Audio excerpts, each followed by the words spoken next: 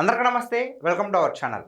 Present మనతో పాటు గెస్ట్గా ఉన్నారు పొలిటికల్ అనలిస్ట్ శ్రీలీల గారు. మేడం నమస్తే అండి. నమస్తే మేడం, కొడాలి నాని గారి పైన ఇప్పుడు 2021లో జరిగినటువంటి గ్రామ పంచాయతీ ఎన్నికల సమయంలో ఆయన కొన్ని వ్యాఖ్యలు చేశారు. సో అది కేసు అప్పుడు పట్టించుకోలేదు, అధికారంలో వాళ్ళే ఉన్నారు కాబట్టి. సో ఇప్పుడు ప్రభుత్వం మారింది, సో దాన్ని మళ్ళీ రీఓపెన్ చేశారనేది ఒక టాక్ వస్తుంది. అసలు ఆ కేసు ఏంటి, దాని తీవ్రత ఏంటి? 2021 గ్రామ పంచాయతీ ఎలక్షన్. మరి ఆ టైంలో ఎలక్షన్ కమిషనర్గా నియమింపబడ్డ నిమ్మగడ్డ రమేష్ గారు. నిమ్మగడ్డ రమేష్ గారు కమ్మ సామాజిక వర్గానికి చెందిన వ్యక్తి. మరి దాని గురించి ఆ రోజున కొడాలి నాని, ఆయన కూడా కమ్మ సామాజిక వర్గానికి సంబంధించిన వ్యక్తి. నారా చంద్రబాబు నాయుడు గారి మీద, నిమ్మగడ్డ రమేష్ గారి మీద తీవ్రమైన విమర్శలు చేస్తూ అవి నేననే మాటలు కాదు ప్రజలు అనుకుంటున్నారని చెప్పటం, అంటూనే మీడియా ముఖంగానే మాట్లాడుతూ అవి ప్రజలు అనుకుంటున్నారని చెప్పటం. అంటే కొడాలి నాని అనే వ్యక్తి ఎవరంటే సన్న బియ్యం సన్నాసి అని ప్రజలు అనుకుంటున్నారు. ఈ రోజున అందరూ అనుకుంటున్నారు ఈ సన్న బియ్యం సన్నాసి మొహం చిన్నపోయిందని అనుకుంటున్నారు. మరి దానికి సమాధానం చెప్తాడు ప్రజలు అనుకుంటున్నారు, మనం అంటలేదు కదా. ఈ రోజు నువ్వు సన్న బియ్యం సన్నాసి ఎందుకు అయ్యావు, ఏమన్నాడో తెలుసు కదా, ఎవడిస్తానన్నాడు సన్న బియ్యం అని చెప్పేసి మాట్లాడాడు కదా. అంటే ఈయన్ని కొడాలి నాని అనటం కన్నా కూడా బూతుల నాని అంటే ప్రజలకు తెలుస్తుంది, బూతుల మంత్రి అంటే తెలుస్తుంది, లారీ క్లీనర్ అంటే తెలుస్తుంది, అదేదో నవ్వులుతాడంట అతను నోట్లు ఎప్పుడు, ఆ నాని అంటే తెలుస్తుంది అని చెప్పేసి ప్రజలందరూ మాట్లాడుకుంటున్న విషయం. మరి దానికి ఏం సమాధానం చెప్తాడు? ఇంకేముంది, నాకు గుండె ఏదో అయిపోయిందని చెప్పేసి చొక్కా పైన ఒక బెల్ట్ పెట్టుకొని తిరిగాడు చాలా రోజుల నుంచి మనం గమనిస్తే. మొన్న మళ్ళీ ఎక్కడ జగన్మోహన్ రెడ్డి గారు కొత్త వాళ్ళని తీసుకొచ్చి వాళ్ళ నియోజకవర్గంలో నిలబెడతారో, ఎక్కడ కొడాలి నాని పేరు కనుమరుగైపోయిద్దనే భయంతో మళ్ళీ వచ్చి గొడ్డల గురించి మాట్లాడాడు. గొడ్డలి ఏం మాట్లాడాడు మీరు వినే ఉంటారు. ఏంటి గొడ్డల పార్టీ అంటున్నారు. అవును మాది గొడ్డలే, అవును శివుడి చేతిలో గొడ్డలు ఉండిద్ది, అమ్మవారి చేతిలో గొడ్డలు ఉండిద్ది, పరశురాముడి చేతిలో కూడా గొడ్డలు ఉండిద్ది అని. సరే దానికి ఎవరో కౌంటర్ ఇచ్చారు, పరశురాముడి చేతిలో గొడ్డలు తల్లిని చంపింది అని. ఓకే, తల్లిని చంపింది, మళ్ళీ బతికించుకున్నాడు కూడా. కానీ ఇక్కడ రాక్షసుల చేతిలో ఉన్న గొడ్డలు కదా జగన్మోహన్ రెడ్డిది. బాబాయిని రప్ప రప్ప నరికి నరికి నరికి నరికి చంపిన గొడ్డలు కదా.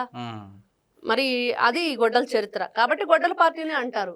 పాపం కొడాలి నాని ఏదో ఆవేశంతో వచ్చేసి అవును శివుడి చేతిలో గొడ్డలు ఉంది, అమ్మవారి చేతిలో గొడ్డలు ఉంది, పరశురాముడి చేతిలో గొడ్డలు ఉంది, మా చేతిలో గొడ్డలు ఎలాంటిది అని చెప్పాడు. ఉపయోగం ఏముంది? ఈ రోజున మరి మనం అడిగే సమాధానం కూడా ఆయన చెప్పాలి కదా అడిగే వాటికి. పరశురాముడి చేతిలో గొడ్డల అవన్నీ కూడా దుష్ట శిక్షణ శిష్ట రక్షణ చేయటానికి ఉన్నాయి. మీరేం చేస్తున్నారు, సొంత బాబాయినే రప్ప రప్ప రప్ప నరికేస్తారు. 80 రౌండ్ ఫిగరు దాటింది, అది మ్యాజిక్ ఫిగరు.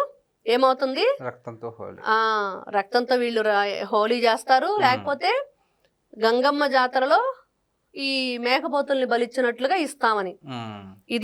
అది కులాల్ని ముఖ్యంగా వీళ్ళు ఎలాంటి మాటలు మాట్లాడతారు, ఆ రోజున కోర్టు నుంచి ఆయనకు వచ్చిన నోటీసులు ఏంటి, వాటికి ఆయన ఇచ్చిన వివరణ ఏంటి. ఈ రోజున మళ్ళీ కలెక్టర్ గారు అక్కడ ఉన్న వాళ్ళంతా కూడా కొన్ని విషయాలు దీనికి సంబంధించిన కేసు విషయాలు హోంశాఖకు పంపించారు. ఆ రోజున వాళ్ళు చేసిన వ్యాఖ్యలు ఏంటి, అవి ఆ రోజున ఎలక్షన్ కోడ్ ని ఉల్లంఘించే విధంగా, రాజ్యాంగాన్ని అవమానపరిచే విధంగా. సో అప్పటికి ఎలక్షన్ కోడ్ అమల్లో ఉంది. ఎలక్షన్ కమిషన్ నియమించారు, అమల్లో ఉంది. కమిషనర్ నియమించిన తర్వాత ఇంకా అన్ని స్టార్ట్ అయిపోయినాయి. ఆ టైంలో ఆయన గురించి అవహేళన చేస్తూ ఫ్యామిలీ విషయాలు తీసుకొస్తూ వాళ్ళ ఫ్యామిలీని కూడా కించపరిచే విధంగా మాట్లాడినట్లాంటి వ్యక్తుల్ని మరి ఎలా చూడాలి? ఏ విధంగా మిమ్మల్ని మీరు గతంలో ప్రజా ప్రతినిధులను ఎలా చెప్పుకోవాలి? కొడాలి నాని అంటేనే బూతులకి కేర్ ఆఫ్ అడ్రస్. అంటే అధికారంలో ఉన్నప్పుడు, వైసీపీ అధికారంలో ఉన్నప్పుడు ఎక్కువగా యాక్టివ్గా ఉండి, సో అది కొద్ది మంది అని చెప్పక్కర్లేకుండా, అంటే ఎక్కువగా నోటి దురుసున్న మంత్రులలో కావచ్చు, లేదంటే నాయకుల్లో కావచ్చు, కొడాలి నాని గారు ముందంజలో ఉన్నారనేది వాస్తవం. ఎందుకంటే ఎప్పుడు అంటే చిన్నపిల్లలు సైతం కూడా వినకూడదు అని చెప్పేసి చాలామంది మీలాంటి రాజకీయ విశ్లేషకులు చెప్పేవారు. ఎందుకంటే కొడాలి నాని యొక్క ఉచ్చారణ ఆ విధంగా ఉండేది అని చెప్పేసి. సో అటువంటి మంత్రి మళ్ళీ ఇప్పుడు మరి కూటమి ప్రభుత్వ అధికారంలోకి వచ్చింది, కేసులు రీఓపెన్ అవుతున్నాయనే టాక్ కూడా వస్తుంది. సో ఏదైతే నోటి దురుసుందో అది తగ్గే అవకాశం ఉందంటారు? ఎలా తగ్గిద్ది? పుట్టుకతో వచ్చింది పుడకలతో పోయిద్ది అనేది పెద్దాళ్ళు చెప్పిన మాట. కుక్కతోక వంకరే, నువ్వు ఎన్ని కర్రలు కట్టి అది స్ట్రైట్ గా చేద్దామని చూసినా కూడా జరగదు. అంటే కూటమి ప్రభుత్వం అలా చేయలేదంటారా? చేయలేదు. ఎందుకంటే చేయటం అంటే ఇక్కడ మీన్స్ ఏంటంటే, ఇప్పుడు ఏదైనా ఒక తప్పు చేస్తే దానికి శిక్ష అనుభవించాలి. ఆ నేరానికి శిక్ష ఉన్నప్పుడు భయం ఉంటుంది. శిక్ష పడనప్పుడు బోలెడని లూప్ హోల్స్ ఉన్నాయి. ఏదో ఒకటి ఇదిగో మేము ఈ రోజున దీనికి బెయిల్ పెట్టుకుని బయటకు వస్తాం, ఏం చేస్తారు? మరి ఇప్పుడు మీరు అన్నట్టుగా అలా అనుకుంటే ప్రజలు కూడా చాలా మంది మీకులాగా అనుకుంటే కనుక సో వాళ్ళు విస్తుపోతారు కదండి. సో ఈ రాజకీయ నాయకులు ఇంతేనా, సో వాళ్ళు ఏదన్నా అంటే జస్ట్ లోపలికి వెళ్తారు, బయటకు వచ్చేస్తారు. సో దీనికి ఒక పరిష్కారం లేదంటారు. కాబట్టి ఈ రోజున చూసాం వీళ్ళ విషయంలో గమనిస్తే మీరు గతంలో చూడండి, దొమ్మీలు చేయటం, మహిళల్ని హింసించటం, న్యూడ్ వీడియో కాల్స్ చేయటం, బూతులు తిట్టడం, కులం పేరుతోటి ఎంత దారుణంగా మహిళల్ని బంధించటం, ఆడపిల్లల్ని, మరి అమరావతి రైతుల మీద వీళ్ళ దాష్టికం, ఇవన్నీ చూసిన తర్వాత కూడా మరి ఇట్లాంటి వ్యక్తుల్ని మరి ప్రజలే శిక్షించి 11కు పడేశారు. మీరు ప్రజాప్రతినిధులుగా పనికిరారు, మీరు గౌరవ సభకి అర్హులు కాదు, మీరు ప్రజల్ని మేము ఇంత గొప్పగా మీకు ఓటేసి ఓటు హక్కును వినియోగించుకొని మీరేదో మా జీవితాల్ని, మా పిల్లల జీవితాలను ఉద్ధరిస్తారంటే మీరేం చేశారు? మరి ఈ రోజున ప్రజలు మీరు అంటున్నట్లుగా నిజంగా అసలు న్యాయం జరగకపోతే, వాళ్ళ వైపే న్యాయం ఉంటే మరి ఏం జరిగిద్ది? ఇలా ప్రజలు కూడా ఇలా అనుకుంటారా అంటే ఖచ్చితంగా అనుకోరు. వాళ్ళకి తెలుసు ఏం జరిగిద్ది, ఎలాగ వాళ్ళని శిక్షిస్తారు, ఏ విధంగా వీళ్ళు శిక్షింపబడతారు. గతంలో చూసాం, ఎప్పటికైనా తప్పుకి శిక్ష అనుభవించి తీరవలసిందే అనేది. రేపు ఏదైతే ఇతను ఇన్వెస్టిగేషన్ స్టార్ట్ చేసిన తర్వాత దీని మీద మరి అతనేమి సమాధానం చెప్తాడు, పోలీసులు ఏ విధంగా తీసుకుంటారు, ఖచ్చితంగా మరి జైలుకి వెళ్ళవలసిందే, శిక్ష అనుభవించవలసిందే. సో అంటే గతంలో నాని గారు కూడా ఒక మాట అనడం జరిగింది, ఒక జర్నలిస్ట్తో, ఒక రిపోర్టర్తో, ఉద్యోగం పోయింది కదా సో ఇంట్లో ఉన్నామని చెప్పేసి. ఒకవేళ నిజంగా అంటే అధికారంలోకి రాకపోయినా ప్రతిపక్షంలోకి కనుక వస్తే కనుక, ఇప్పుడైతే ప్రతిపక్షం లేదు కాబట్టి అసెంబ్లీని స్కిప్ చేస్తున్నామని చెప్తున్నారు, వస్తే కనుక అసెంబ్లీకి వెళ్ళి మరి నిజంగా పోరాడతారంటారా? ఏం పోరాడతారు? దేని గురించి పోరాడతారు? అసలు వస్తుంది అనుకుంటున్నారా మీరు? ఈ రోజున ఒకటండి, ఒకవేళ వాళ్ళకు వచ్చి వాళ్ళు రావాలంటే ఈ రోజున వాళ్ళు అసలు ఫస్ట్ ఎలక్షన్ లో పార్టిసిపేట్ చేయాలిగా. ఫస్ట్ అలా చేయాలంటే వీళ్ళ మీద కేసులు ఉండకూడదు, అప్పటి వరకు వీళ్ళు బయట ఉండాలి, జైలుకి వెళ్లకుండా, ఇవన్నీ జరగాలి. జరిగినప్పుడు వాళ్ళు వస్తారు. ఈ రోజున మనం ఇప్పుడు ఒకే ఒక్కడు మూవీ ఉంది, దాంట్లో ఒక్కరోజు ముఖ్యమంత్రిని చూసాం. ఆ ఒక్కరోజు ముఖ్యమంత్రి ఏం చేస్తాడు? ఆఖరికి ఎవరైతే పోస్ట్ ఇచ్చారో రేపు ఆ ఒకే ఒక్కడు సినిమాలో లాగా మరి జగన్మోహన్ రెడ్డి పరిస్థితి కూడా అంతే. చివరికి జైలుకి వెళ్లాల్సిందే, వాళ్ళు చేసిన తప్పులకు శిక్ష అనుభవించవలసిందే. దాంట్లో కూడా అంతే. ఏ శాఖల్లో ఎవరు అక్రమంగా, అన్యాయంగా మరి తప్పుదోవ పట్టిస్తూ తప్పులు చేస్తూ ఉన్నారో వాళ్ళందరూ కూడా మరి ముఖ్యమంత్రి ద్వారానే జరిగినాయి. కాబట్టి ముఖ్యమంత్రిగా ఉన్న అప్పటి వరకు ఒక్కరోజు ముఖ్యమంత్రి మాత్రమే అర్జున్ ఉంటాడు. మరి అప్పటి వరకు ముఖ్యమంత్రిగా ఉన్న వ్యక్తి ఎవరు? అతన్ని రఘువరన్, ఆయన అరెస్ట్ చేస్తారు. రేపు కూడా ఇదే పరిస్థితి. వీళ్ళు 5 సంవత్సరాల అధికారంలో ఉన్నప్పుడు మీరు ఎన్ని తప్పులు చేశారు, ఎన్ని మాటలు మాట్లాడారు, నీచంగా మీ ప్రవర్తన ఏంటి, మీ ఆలోచన విధానం ఏంటి. వీళ్ళ మహిళా కమిషనర్ ఆవిడ చైర్పర్సన్ గా ఉన్న వ్యక్తి వాసిరెడ్డి పద్మ గారు, మరి ఆవిడ ఈ రోజున దుమ్మెత్తిపోస్తుంది కదా మిమ్మల్ని.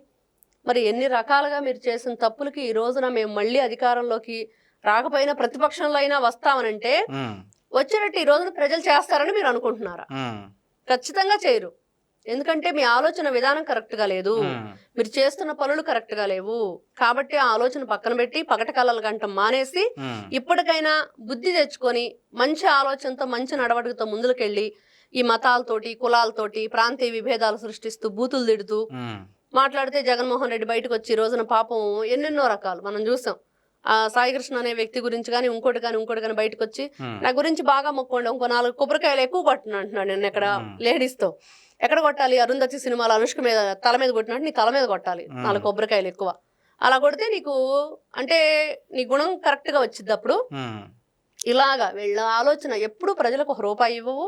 నీ దగ్గర నుంచి ఏది కూడా వాళ్ళు ఏ రోజైనా మనం జగన్మోహన్ రెడ్డి గారి చేతుల మీదుగా ఇదిగో నేను చూసాం నారా చంద్రబాబు నాయుడు గారిని, ఓ పెద్ద ఆయన వస్తే నీకేం కావాలని చెప్పి అడిగారు. ఆయన స్పెషల్ గా మీట్ అయ్యి మరి వాళ్ళ పెద్ద కొడుక్కి ఆరోగ్యం బాగాలేదని ఆయన పరిస్థితి కానివ్వండి, అక్కడ ఏదో రోడ్డు అడిగాడు అది కానివ్వండి, ఇల్లు కూడా 6 నెలల్లో ఇల్లు కంప్లీట్ చేసి ఇవ్వండి అని జగన్మోహన్ రెడ్డి నోటి వెంట. మనం ఎప్పుడైనా సరే ప్రజల కోసం, వాళ్ళ శ్రేయస్సు కోసం, రాష్ట్ర అభివృద్ధి కోసం, పిల్లల భవిష్యత్తు కోసం ఏదైనా చేసావా?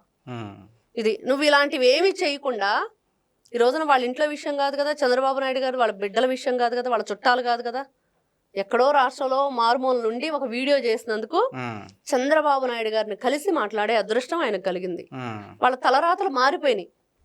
మరి అలాంటిది కదా కావాలి నాయకుడు అంటే. ఎవరైనా ఇట్లాంటి నాయకుడిని కోరుకుంటారు కానీ గొడ్డలతో నరుగుతామన్న నాయకుడిని కోరుకోరు కదా. కాబట్టి జగన్మోహన్ రెడ్డి ఆలోచించుకోవాలి. ఈ రోజున వచ్చేసి రూల్స్ మాట్లాడుతూ ఏదో ఈయన మంచి చేసేసాను ప్రజలకు అనుకుంటే సరిపోదు. ప్రజలు అనుకోవాలి నువ్వేం చేసావని. నువ్వు అనుకుంటే ఎట్లాగా, నీ జే బ్యాచ్ అనుకుంటే ఎట్లాగా. కాబట్టి కొడాలి నాని అనే వ్యక్తికి రేపు ఇన్వెస్టిగేషన్ స్టార్ట్ అవ్వగానే ఖచ్చితంగా శిక్ష పడితేనే ప్రజలు రేపు వాళ్ళకి ప్రతిపక్ష హోదా లేకుండా చేస్తారు. ఓకే, థ్యాంక్ యూ అండి. నమస్తే.